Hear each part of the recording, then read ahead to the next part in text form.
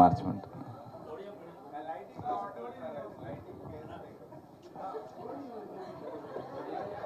ఎవరికి చెప్తున్నారు సార్ మీరు లైటింగ్ గురించి? ఎవరితో మాట్లాడుతున్నారు? ఇక్కడుందా? నాకు ఇతంతో భయంగా ఉంది.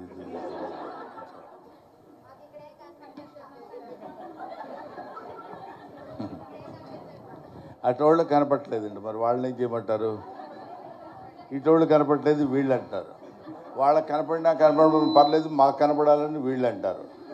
వెనకాల పాపం వాళ్ళు నా హైట్ ఉన్న బ్యాచ్కి అసలు కనపట్టలేదు.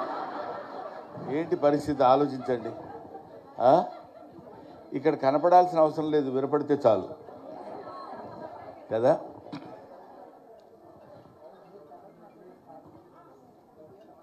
సభకి ఆసీనులైన ఢిల్లీ యూనివర్సిటీ ప్రొఫెసర్ గారు, మా అమ్మాయి రేణుదేశాయ్, శ్రీ రామచంద్ర యాదవ్, ఆయన గురించి నేను ప్రత్యేకంగా చెప్పాల్సిన పని లేదు. ఈ కార్యక్రమమే చెప్తుంది ఆయన గురించి.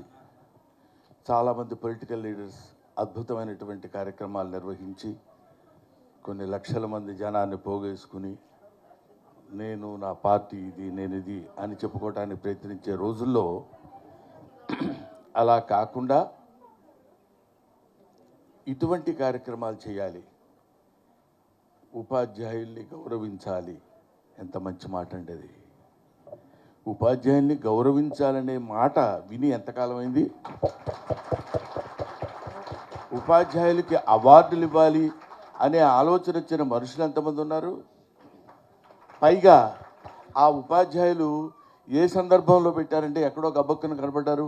మన స్కూల్లో ఉన్న 4 ఉపాధ్యాయులను తీసుకురంటారు, దండలేసి ఫోటో తీసుకుని ఉపాధ్యాయులను సత్కరించిన రామచంద్ర యాదవ్ అని పెట్టచ్చు. కాదు, సావిత్రిబాయి పూలే ఆ మహాతల్లి ఇవాళ ఎంతమంది సమాధుల మీద మనం నిలబడి జాతీయ జెండా ఎగరేస్తున్నామో తెలుసు కదండి. అలాగా ఎంతోమంది మహనీయుల యొక్క, ముఖ్యంగా స్త్రీల యొక్క ఆశయాల మీద మనం బతుకుతూ, ఇందాక అమ్మాయి చెప్పింది, నేను వాళ్ళు ఇక్కడ నిలబడి మాట్లాడగలుగుతున్నానంటే that all credit goes to Savitribai పూలే.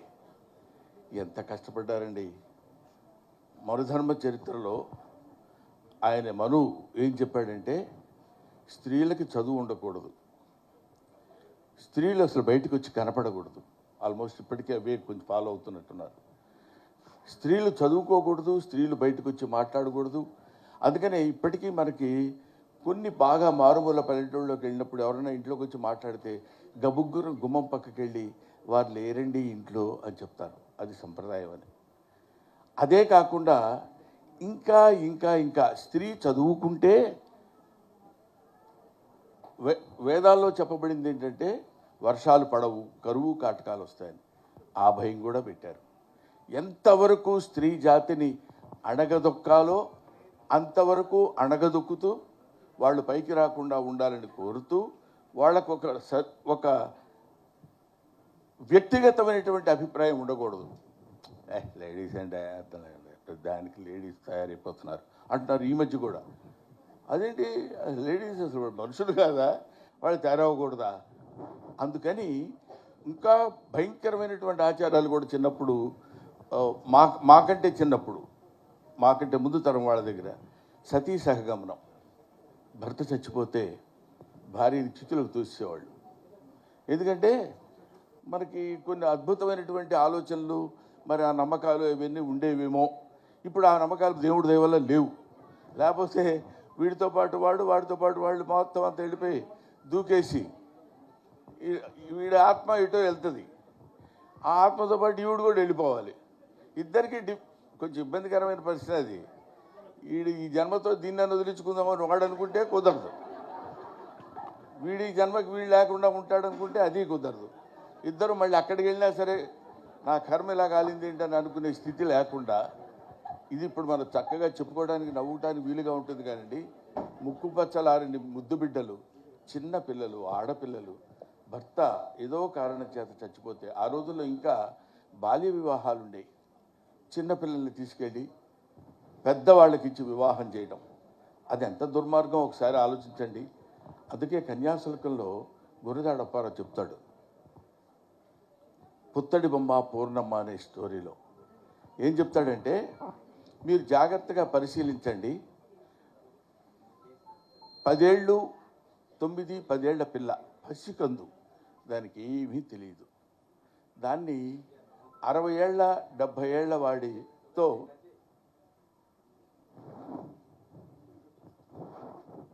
60 ఏళ్ళు 70 ఏళ్ళు ఉన్న వాడికి ఇచ్చి వివాహం చేస్తారు. వివాహం చేస్తే ఆ వివాహం చేసిన వాడికి అంతకుముందే భార్యలు ఉన్నారు. ఆ భార్య చచ్చిపోయింది. భార్య లేకుండా వీడు చచ్చిపోతే వీడికి స్వర్గప్రాప్తి ఉండదు. భార్య కావాలి కాబట్టి ఒక అమ్మాయిని తీసుకొచ్చి ఇతనికి ఇచ్చి వివాహం చేయాలి. ఆ అమ్మాయిలు చిన్న పిల్లలు, బాల్య వివాహాలు. వాళ్ళ తల్లిదండ్రుల దగ్గరికి వెళ్ళి, మంచివాడు, పెద్దవాడు, బాగా డబ్బున్నవాడు, వాడితో వివాహం చేసుకుంటే మంచిదే కదా అని నచ్చజెప్పి అతనికిచ్చి వివాహం చేస్తారు. ఇది వినటానికి చాలా బాగుంటుంది. ఇక్కడ ఒక భయంకరమైనటువంటి దారుణమైనటువంటి విషయం ఏంటంటే, హలో మీరు మాట్లాడుతుంటే లేకపోతే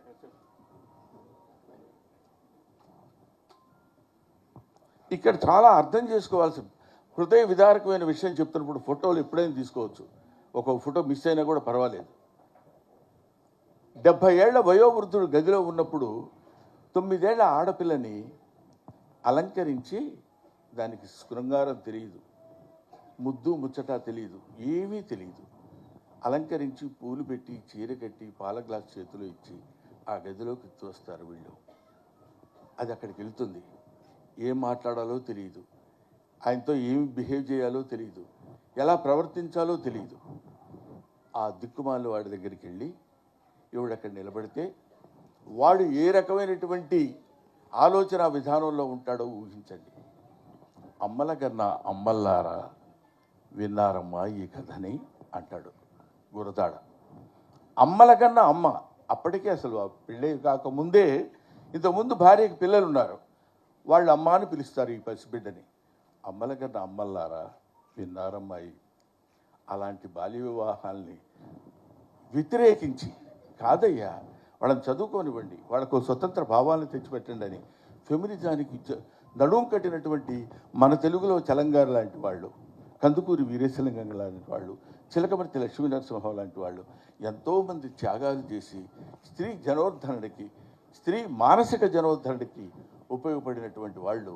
ముఖ్యంగా ఆ తల్లి ఇందాకే నమస్కరిస్తుంటే ఆమె యొక్క సావిత్రిబాయి పూలే యొక్క నిజంగా షీ ఫీల్స్ ప్రౌడ్.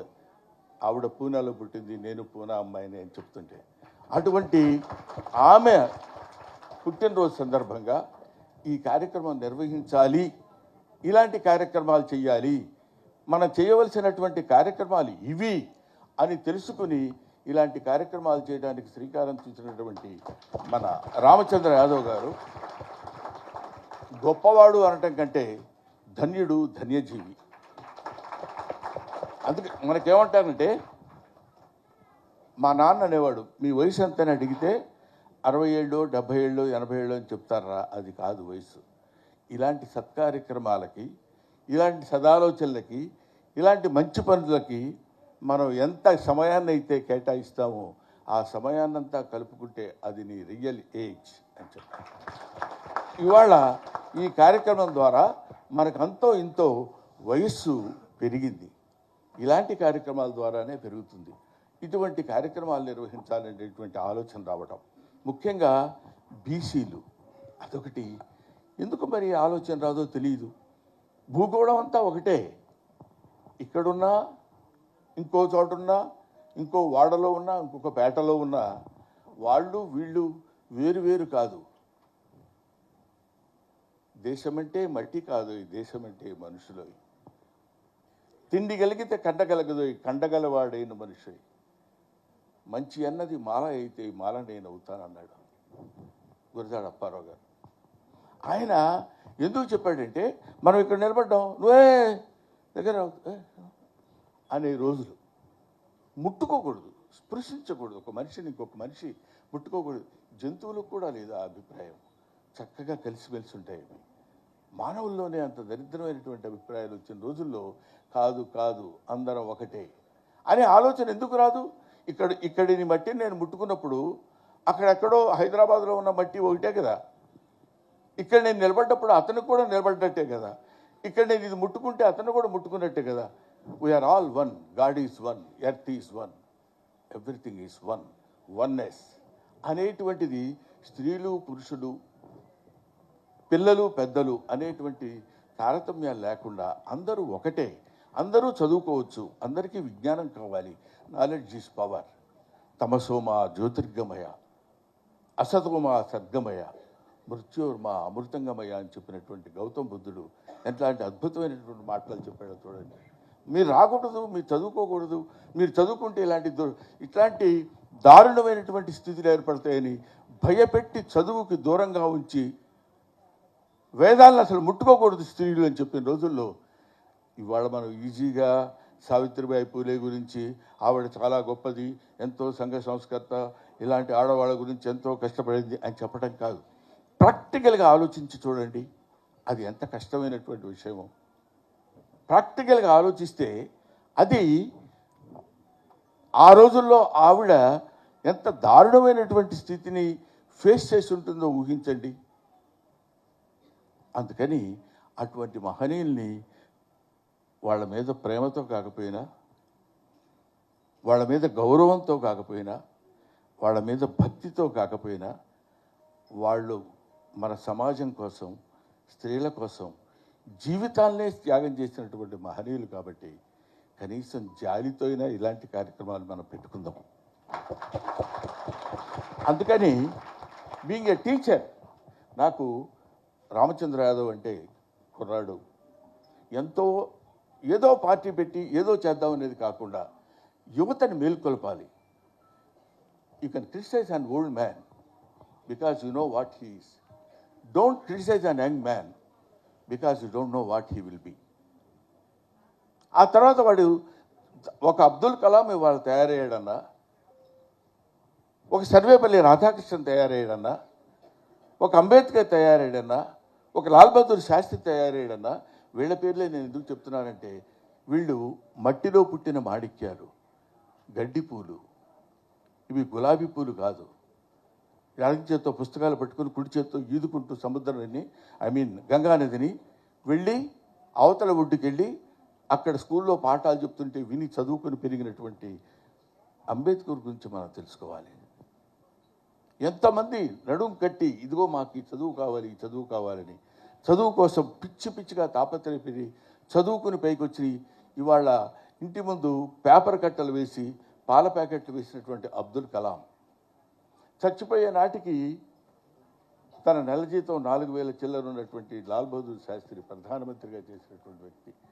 ఇలాంటి నిజాయితీ పరులు ఈ భారతదేశంలో పుట్టి పెరిగి ఎంతో సంఘ సేవలు, ఎంతో రకమైనటువంటి ఈ హ్యూమన్ కమ్యూనిటీ బాగుండాలని కోరుకునేటువంటి వాళ్ళు ఉన్నారు అని మనకి తెలియపరచడం కోసం అలాంటి సావిత్రిబాయి పూలే లాంటి మహాతల్లి పుట్టింది ఈ గడ్డ మీద.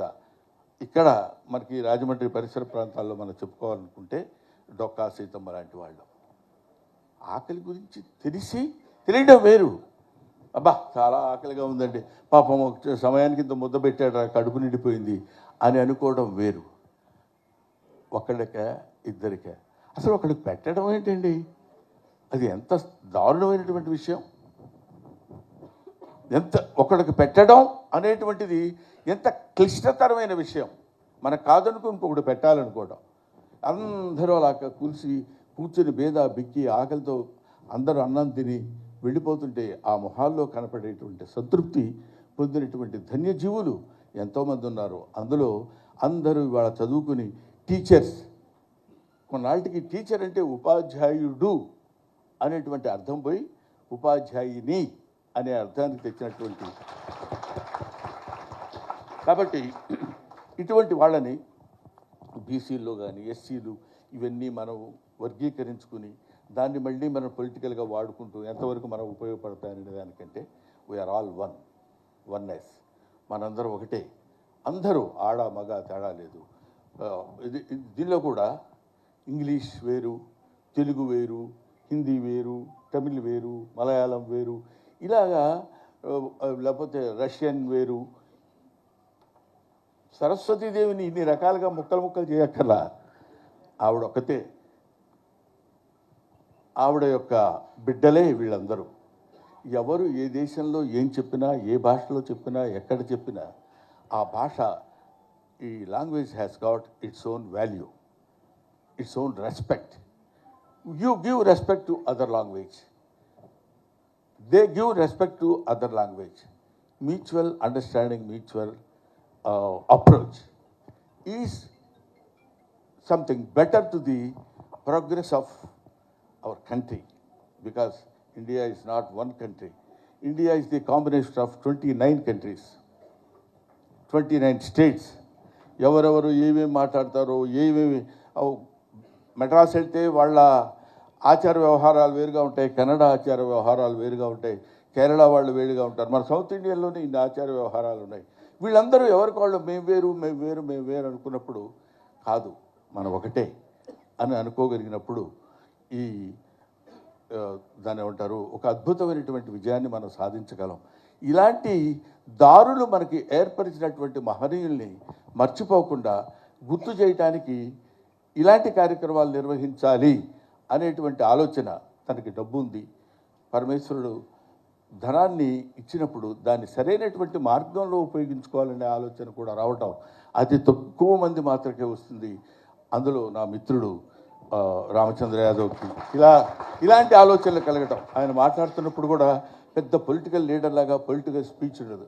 When time occurs he will show what he is.